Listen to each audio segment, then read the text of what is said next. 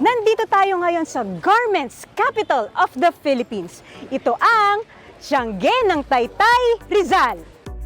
Dito rin sa Taytay, Rizal matatagpuan ang kauna-unahang minor basilica ng Diocese of Antipolo. Walang iba kundi ang minor basilica of St. John the Baptist.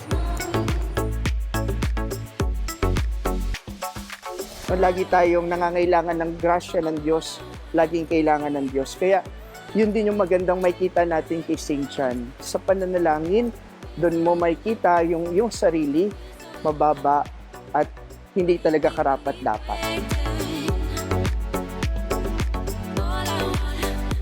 Ito yung ginawa mismo ni San Juan Bautista, yung nagturo at nagturo. Yun po yung nakikita namin kay Lakwasero. Tinuturo din po namin ito sa mga tao na ito ay galing sa Diyos. Ang hapag po is sa bahay, parang pamilya po tayo kapag kumakain, di ba po? So yung mga tinutulungan po natin, tinuturing po natin silang pamilya, kaya hapag.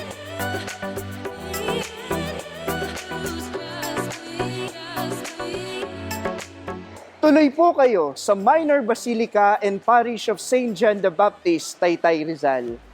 Kaya samahan ninyo ako sa isa na namang lakbay simbahan dito sa Lakbites!